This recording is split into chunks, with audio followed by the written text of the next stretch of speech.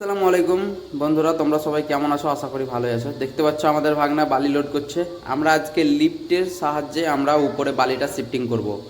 আমরা আজকে সিঁড়ির সাইডে একটা দেয়াল বাকি আছে, ওই দেয়ালগুলো প্লাস্টার করব। তার জন্য আমাদেরকে বালি লাগবে। তো আমরা বালিটা কিভাবে উঠাই আগে দেখে নাও।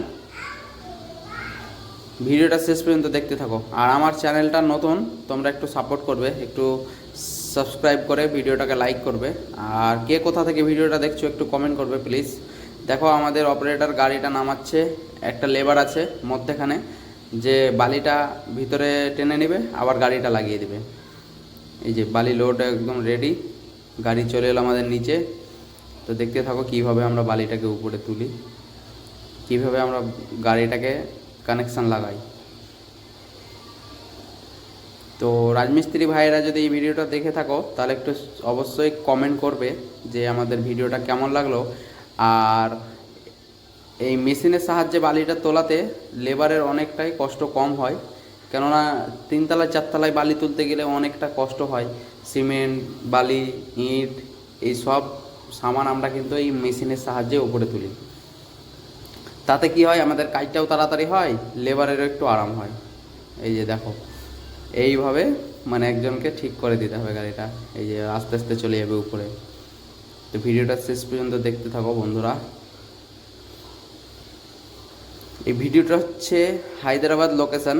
তো হায়দ্রাবাদ থেকে কে কে দেখবে একটু কমেন্ট করবে।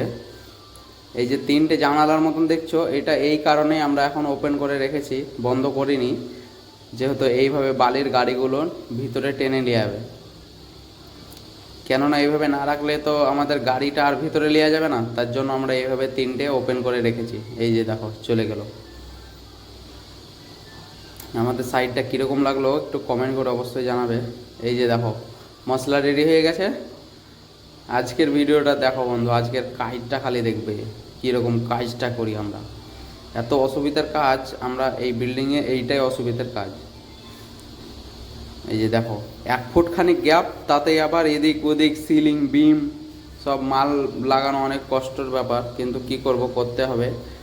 মিস্ত্রিরা অনেক ব্যস্ত হয়ে গেছে আজকের কাজ দেখে। তো যাই হোক, কাজ তো করতে হবে নাকি, একটু সুবিধা অসুবিধা বুঝে তো করতেই হবে। এই যে উপরে একদম ছোট্ট গ্যাপ, তাতে এপিট ওপিট পুরো প্লাস্টার করতে হচ্ছে। উপরে দেখা যাক, উপরে একটু গাঁথনি বাকি ছিল, এখনও গাঁথনি করছে। যাই হোক, গাঁথনিটা কমপ্লিট হয়ে গেলে ও প্লাস্টার করতে লাগবে। তো নিচে মিস্ত্রি কী করে দেখি। আরেকজন মিস্ত্রি আছে, 4টা পজিশনে 4টা মিস্ত্রি আছে। তো নিচে মিস্ত্রি কী করে দেখা যাক। এই যে, আর আমাদের ওয়াচম্যান এত এত পানি মারে যে 5 ইঞ্চি ওয়ালে একদম মাল লাগানোর সাথে সাথে একদম নিচে চলে আসবে। তার কারণ হচ্ছে দেওয়ালে এতটা পানি মেরে রেখে দিয়েছে।